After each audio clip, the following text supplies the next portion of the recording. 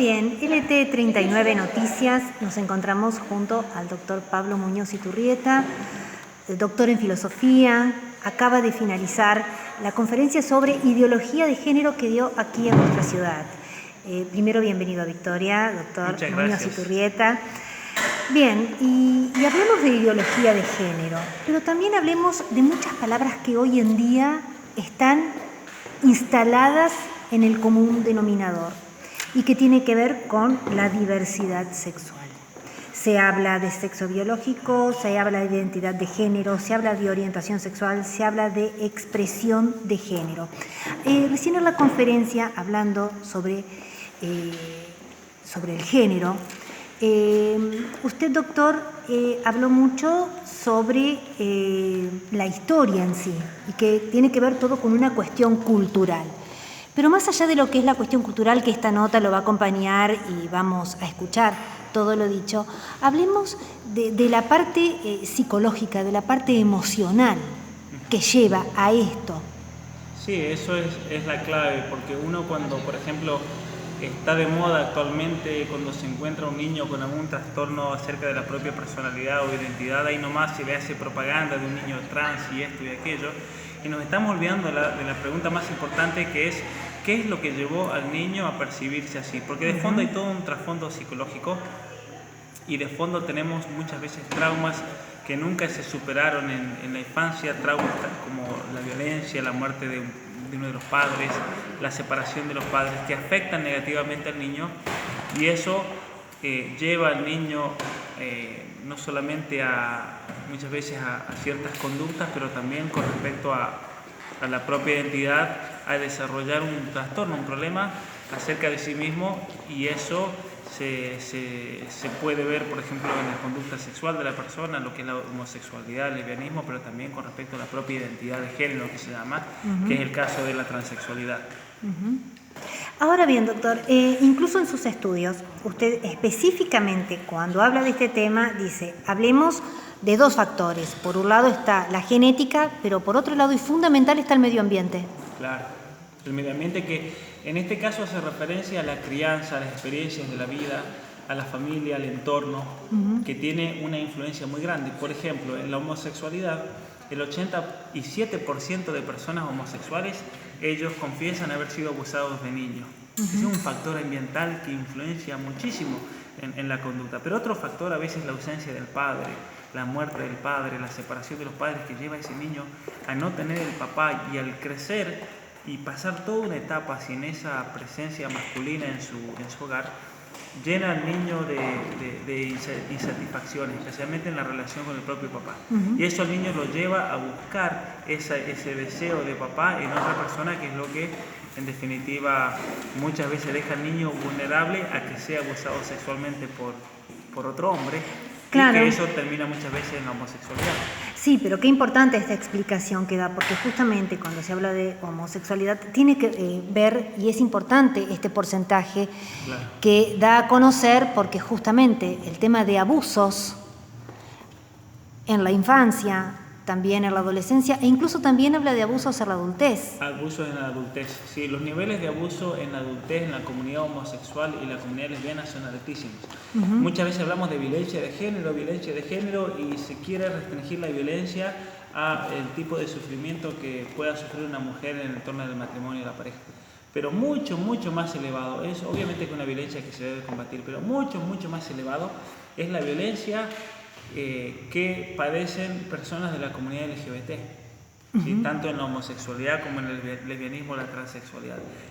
Los niveles de violencia son altísimos, y es algo que los medios están tapando sistemáticamente, pero sin embargo la ciencia nos ofrece estadísticas que son realmente alarmantes. Ahora bien, lo que escuchamos recién, que me resultó muy interesante, toda la parte del marxismo, digamos, todo parte de ahí, de una cuestión ideológica, obviamente la cuestión de género, tomando como punta de lanza el marxismo. En pocos minutos, ver cómo nos puede explicar esto nuevamente, es decir, de qué manera se instala y se inserta. ¿Por qué el marxismo Aparte, sobre todo, claro, hablemos de un mundo globalizado totalmente capitalista. Y es bueno poder entender que los que se presentan como enemigos terminan siendo amigos entre ellos para poder dar otra mirada de las cosas, una mirada mentirosa tal vez. Ciertamente, el marxismo sin la ayuda del capitalismo no llega a ningún lado, porque como expliqué en la conferencia, todas las revoluciones, tanto de la revolución bolchevique en Rusia, la revolución comunista de Castro y Che Guevara en Cuba y toda esta revolución actual, se lleva a cabo por el dinero que reciben de compañías y bancos y estructuras capitalistas. Eso por un lado. Pero por otro, el marxismo clásico hablaba siempre de una lucha de clases, pero de clases sociales, hablaba de una lucha entre los pobres y los ricos. El marxismo se ha tenido que acomodar en la actualidad, ya que todos los experimentos marxistas han sido un fracaso, como podemos ver en Venezuela, Cuba, Rusia. Y entonces han tenido que trasladar esa lucha de clases a nuevos aspectos. Y aquí entonces hablamos de la cuestión de género, el patriarcado, como se dice, luchando contra la mujer, los heterosexuales oprimiendo a homosexuales, lesbianas y transexuales.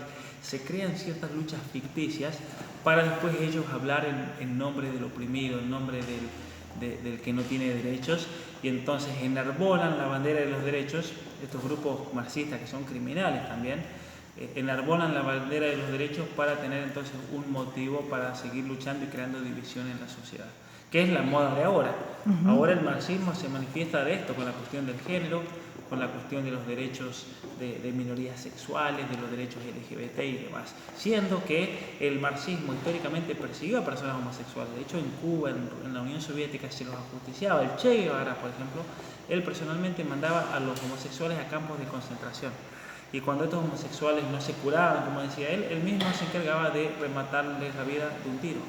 Exacto, pero incluso qué interesante esto, porque ver los gobiernos totalitarios de izquierda y de derecha, que si bien se presentan como antípodas, tienen un mismo origen o buscan lo mismo. No sé si la palabra es el mismo origen, pero digamos, lo sostiene y los mueve un interés similar.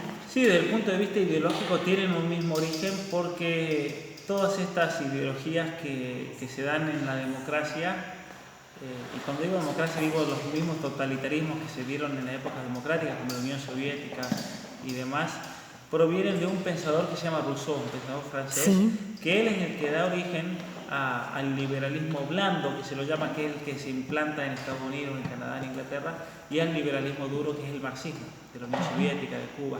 Y aquí en Argentina tenemos una mezcla de las dos cosas. Pero todo tiene el mismo origen, es decir, que son en cierta manera dos caras de la misma moneda, porque el marxismo sin ayuda del capitalismo no llega a ningún lado. Y el capitalismo también necesita un marxismo, de que haya lucha. Se presentan como enemigos, pero en realidad son amigos a puertas cerradas. Un ejemplo claro, por ejemplo, de cómo el capitalismo necesita del marxismo y el marxismo necesita del capitalismo. En los años 70 hubieron guerras de subversión por toda Latinoamérica.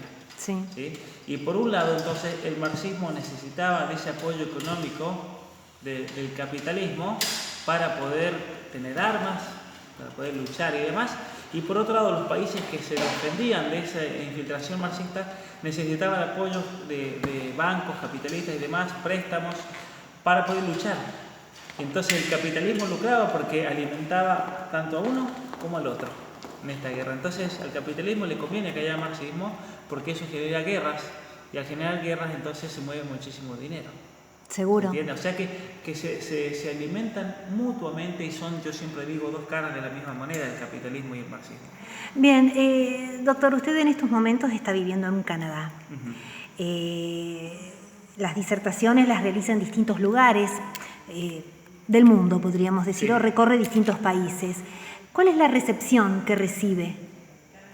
¿Cuál es ese boca a boca, esa interacción, si, digamos, la gente que concurre a sus conferencias está preocupada seguramente por la crianza y educación de sus hijos, pero hijos que están en una sociedad donde están en una escuela que puede tener implementadas leyes y demás que tienen que seguir? Claro. Hasta el día de hoy, en todas las conferencias que he dado, la gente sale muy preocupada por todo esto. Sale informada muchas veces de cosas que no sabía, o a veces cosas que sabía pero se le aclararon muchas cosas, y realmente con el deseo de hacer algo por proteger a sus hijos, por proteger a la familia. Jamás me ocurrió en una conferencia que una persona me diga no estoy de acuerdo o no es así, porque obviamente yo trato de dar todo de una manera muy objetiva, con muchos argumentos,